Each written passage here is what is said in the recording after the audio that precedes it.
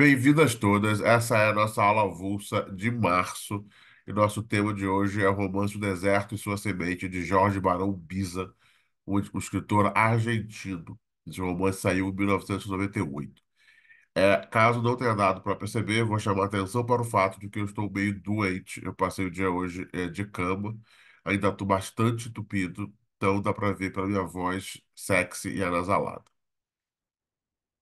Talvez eu tenha que fazer os intervalos na aula para suar o nariz.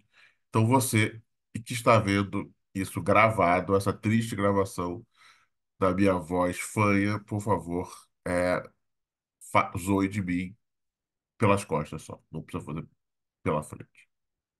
Então, beleza. Vamos falar de Jorge Barão Biza. Esse livro eu tive que resenhar para Folha. Foi uma das maiores. O povo fala, às vezes, tem esse elogio horrível de que o livro tal foi um soco no estômago.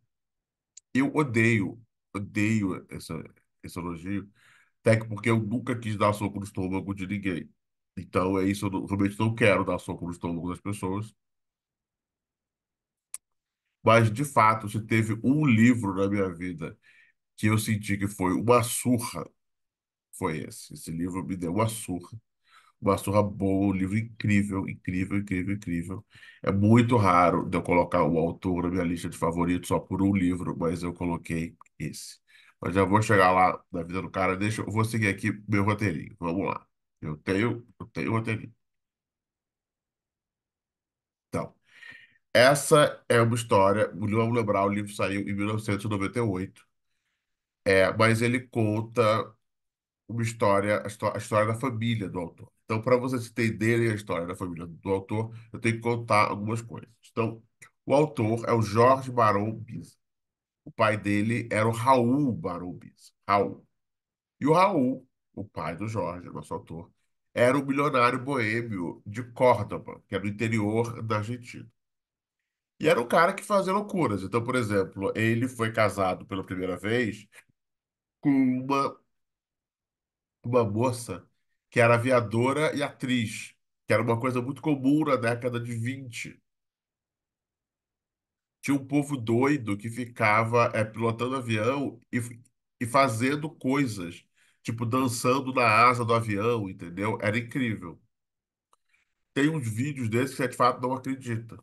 E aí, essa primeira esposa desse cara, aviadora e atriz, ela morreu no acidente de avião, perto da estância deles, que eles tinham 1.000 estâncias no interior.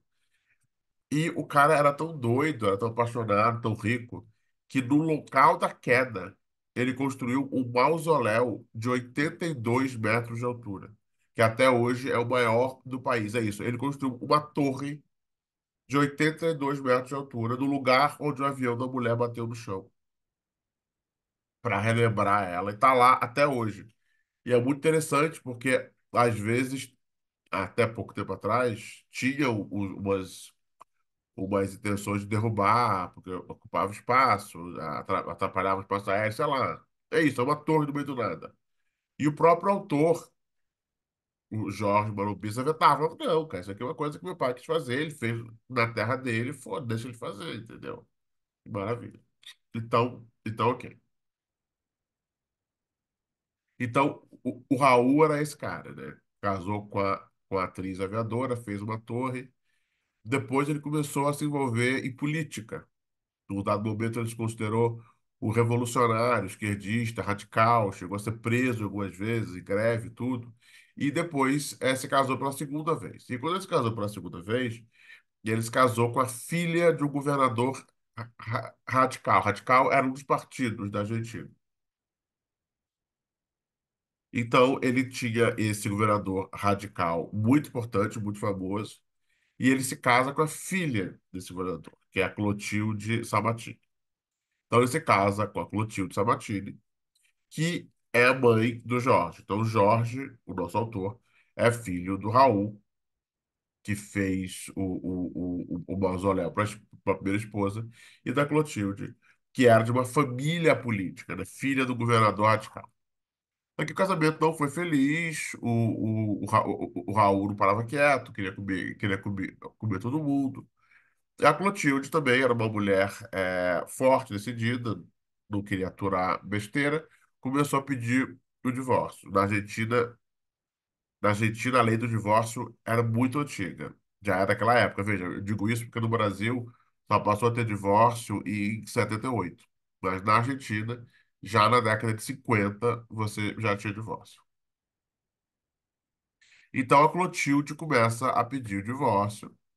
E o Raul não quer dar, o Raul não quer dar, o Raul não quer dar. Finalmente, o Raul concorda em marcar de assinar os papéis no apartamento dele. Então, vão pro apartamento dele em Buenos Aires, tá lá o Raul, tá lá a Clotilde e tá lá os advogados, para assinar o divórcio a pedido da Clotilde. E aí, no meio da reunião, o Raul se levanta e joga ácido sulfúrico no rosto da esposa. Um ataque violentíssimo, violento. E aí, a Clotilde vai correndo pro hospital. Do hospital, o Jorge vai com ela. Eles tinham três irmãos. Parece que um era muito jovem, o outro ficou administrando as empresas da família, e o Raul vai para a Itália com a Clotilde tratar do rosto dela. Ela vai para Milão, onde tinha um médico muito bom em cirurgia restaurativa, e, e a Clotilde e o Jorge ficam em Milão vários meses, acho que é mais de ano, enquanto ela faz os tratamentos. Um dos filhos está estudando, o outro dos filhos está tocando os negócios da família. E o Raul, que tacou o ácido na cara da Clotilde, ele se mata no dia seguinte, no mesmo apartamento, com um tiro na cabeça. Então, esse apartamento já é um apartamento meio que amaldiçoado. O apartamento vai aparecer de novo. Então é isso. A Clotilde corre para o hospital, o Jorge, nosso autor, corre para a Itália com ela, o Raul volta no apartamento e se mata. Ok? Então, eu estou contando só a história real é por enquanto. Se tiverem perguntas, pode fazer. Aí, na volta, a Clotilde começa. A Clotilde era pedagoga, ela era muito atuante em educação pública, ela sempre estava propondo modelos melhores de educação pública, ela continua na política, ela consegue a aprovação de medidas muito importantes, ela é muito famosa da história argentina pelas iniciativas dela educacionais. E, porém, em 1978, é, se eu não me engano, 14 anos depois do acidente não, do crime, né, do ataque, ela se joga no mesmo apartamento onde ela foi atacada e onde o Raul se matou. Então, ela volta, como o Raul morreu, se matou naquele apartamento, o apartamento ficou para a Clotilde. A Clotilde, ao invés de vender apartamento, continuou morando no apartamento. E no belo dia, em 78, deste mesmo apartamento onde ela tinha sofrido o ataque e onde o Raul se matou, com um tiro, ela se mata agora se jogando do apartamento. Isso foi em 78. 10 anos depois, em 88, foi a vez da irmã caçula, que se matou tomando uma overdose. E aí ele até comentou o seguinte: recebi uma enxurrada de acolhimento quando aconteceu o primeiro suicídio. No segundo suicídio, que é o da mãe, a enxurrada se transformou no oceano oscilante e sem horizonte. Agora, depois do terceiro, que é o da irmã, as pessoas correm para fechar as janelas quando entram em um apartamento alto. Aí, então a irmã se mata em 88. Passam mais 10 anos e em 98 sai o livro em si, O Deserto e Sua Semente. Foi um livro que foi rejeitado por várias editoras e o Jorge acaba publicando ele por conta própria. É o único romance que ele publica em 91. Espera aí que eu vou assoar o nariz. Estamos de volta. Vamos lá. E aí? Então, 10 anos depois do suicídio da irmã, que foi em 88, em 98, o Jorge publica esse livro. E o livro fica famoso, tá? O livro fica falado. Eu achei várias resenhas da imprensa argentina, achei vários vídeos dele dando entrevista. Ele era um jornalista conhecido também por outras coisas. Mas aí, no domingo, eu acho interessante que foi no dia 9 de setembro de 2001, 2 dias antes do atentado às Torres Gêmeas, né, que foi na terça-feira, 11 de setembro. No domingo, 9 de setembro de 2001, o Jorge também se atirou da janela. E eu peguei até um erro na edição da Companhia das Letras. A edição da Companhia das Letras fala que ele se jogou da janela do mesmo apartamento onde o pai se matou e a mãe se matou. E não é verdade. Teria sido até bonito, poeticamente, mas não. O apartamento onde a mãe e o pai morreram ficava em Buenos Aires e o Jorge se mata em Córdoba, pulando do próprio apartamento dele, infelizmente. E aí, para quem tem interesse, na matéria que eu fiz sobre o Jorge, tem um link sobre ele, mantido por uma das suas colaboradoras mais próximas, que fala, que bota foto dos apartamentos, onde que eram, para quem é fofoqueiro, é interessante. Então,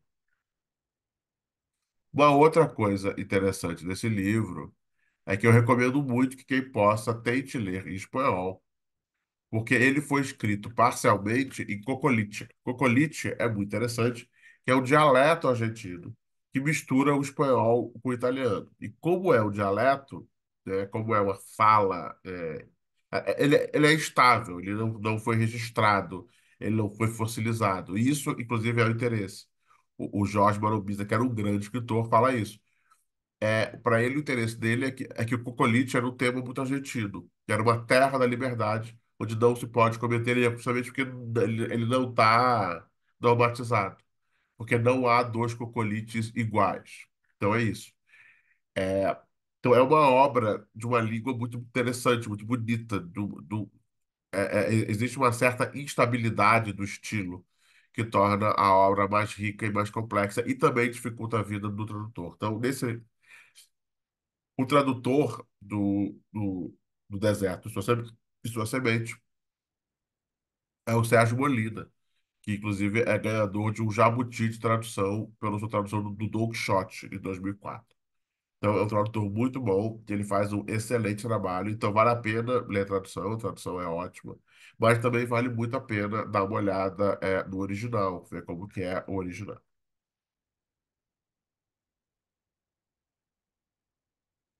É interessante falar de Perón.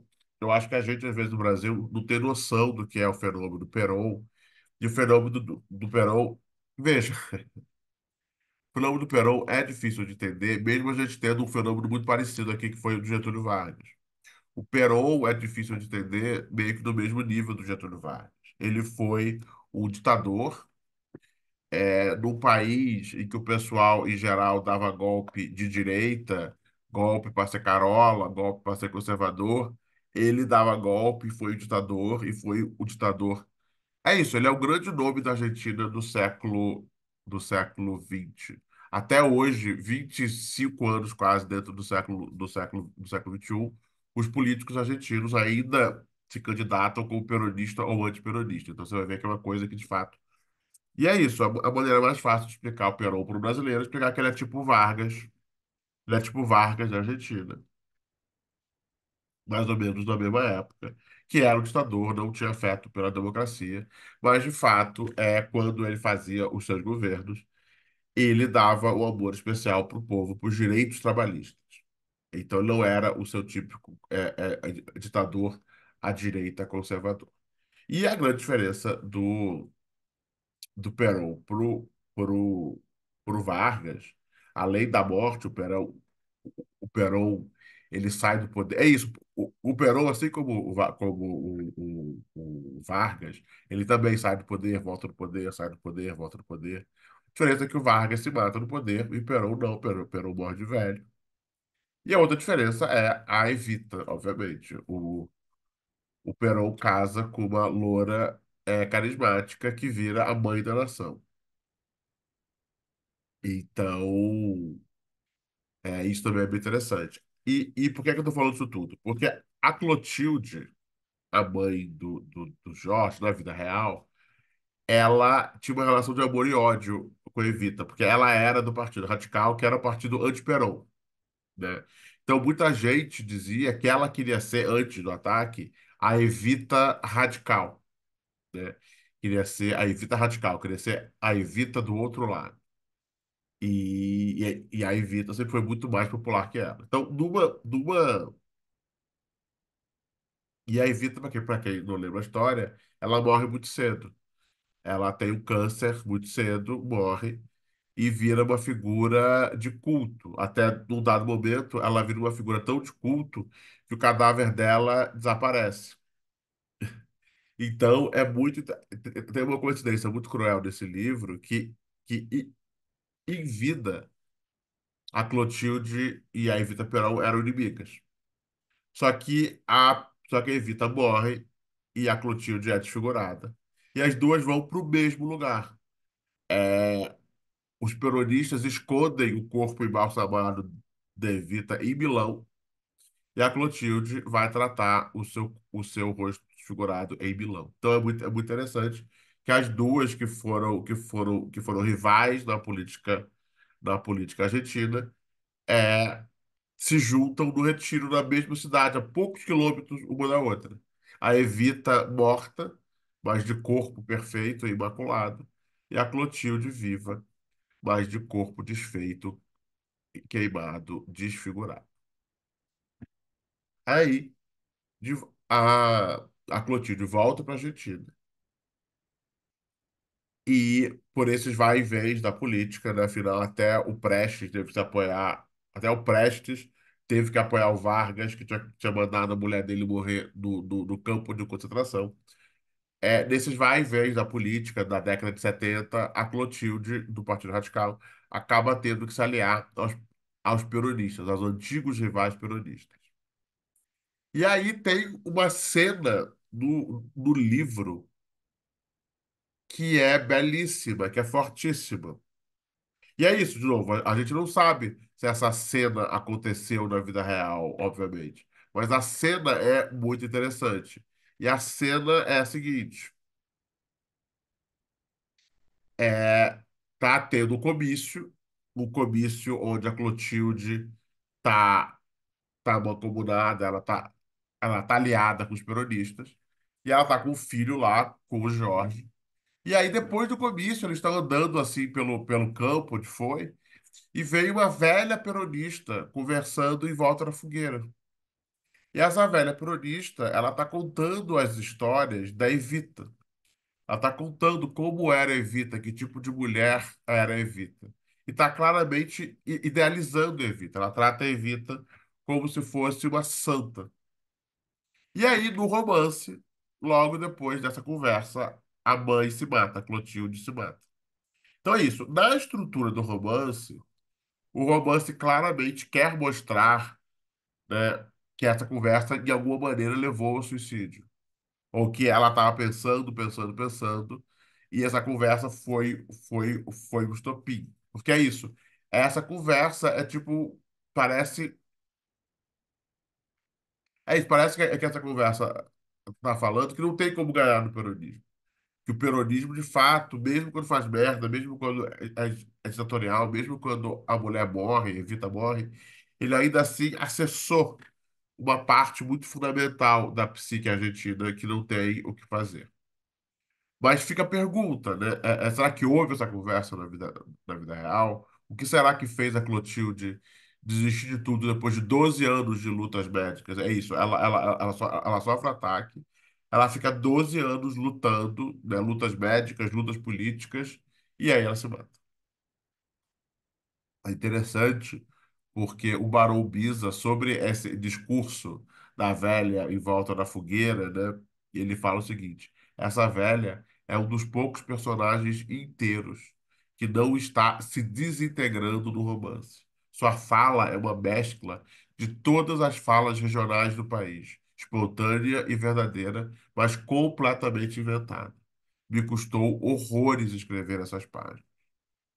Que é isso? Porque o que é tão doloroso nessas páginas? Não sei se vocês lembram. é que fica parecendo que a velha é a própria Argentina profunda, esfregando na cara de ambos aqueles intelectuais urbanos, a mãe e o filho, que eles jamais vão conseguir entender a alma argentina, o furor peronista do povo argentino. Na Argentina, esse tema civilização versus barbárie está sempre muito colocado. A Argentina tem uma competição entre a capital e as províncias que tem poucos países do mundo, né? E ela é e essa é uma relação que já se coloca dentro do país. Então, a maior parte da população vive em Buenos Aires. E as pessoas que vivem em Buenos Aires tendem a achar que o interior é uma roça. E o pessoal que vive na roça, que vive no interior do país, acha que o povo de Buenos Aires são os escrotos, os babacas, os desnobres. E não só isso, durante boa parte da história argentina, todas as guerras civis da Argentina foram sempre de Buenos Aires contra o resto do país, para ver qual projeto de país iria, iria vencer. E no caso, o Barão Biza é bem interessante, porque ele é nascido e morava em Córdoba, que era uma cidade do interior. E quando ele escrevia para os jornais de Córdoba, ele assinava como correspondente de Buenos Aires. E quando ele escrevia para os jornais de Buenos Aires, ele assinava como enviado especial a Córdoba.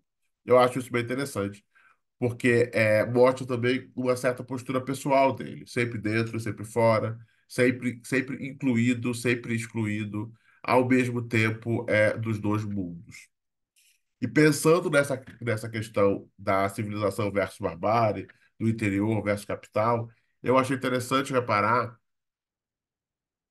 que no livro O Deserto e Sua Semente, quando o narrador fala de Milão, ele descreve Milão com minúcias, fala das obras de arte, fala dos restaurantes, fala das ruas, fala até da névoa, sabe?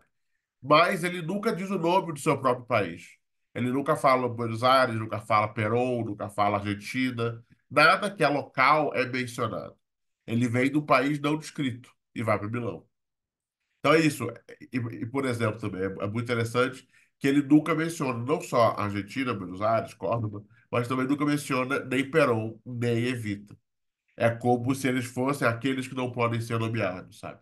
É como que eles simbolizassem essa força popular que ele, o Jorge Barumbiza, e a mãe, e a família dele, e a linhagem dele nunca vão conseguir entender.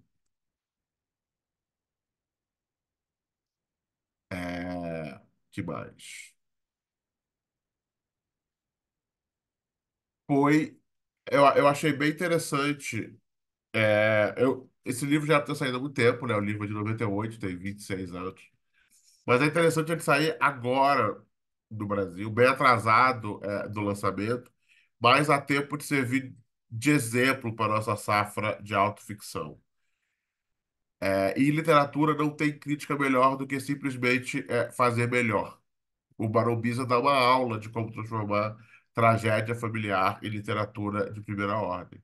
Ele nunca é condescendente, ele nunca se dá tapinha nas costas, ele nunca tenta pagar de bom moço, ele nunca vira o rosto à dor, ele encara de frente a realidade dessa família. O crime hediondo do pai, o corpo destruído da mãe e até a própria misoginia que ele carrega dentro dele. É um livro muito duro por isso também. Ele não vira a cara à dor. E cabe isso, o que é que faz e cabe essa pergunta, tipo, o que é que faz da arte algo tão potente, tão universal? O que é que faz de um livro uma obra-prima? Tem um autor que eu amo, um antropólogo norte-americano chamado Becker, Ernest Becker, que ele fala que é só através da arte que o indivíduo consegue criar algo maior que si mesmo e assim superar a própria morte. Então, por Becker, gente, por Becker, toda civilização é um projeto de superar a própria morte, especialmente a arte. E eu acho que essa é uma definição boa do que esse moço Barão Biza encampou. Ele olha para as vidas e para as mortes da sua família e, pela coragem do seu testemunho, ele consegue transformar esse olhar em arte. E eu acho interessante também, porque esse livro é uma aula de autoficção. Eu acho que cada vez mais. Peraí,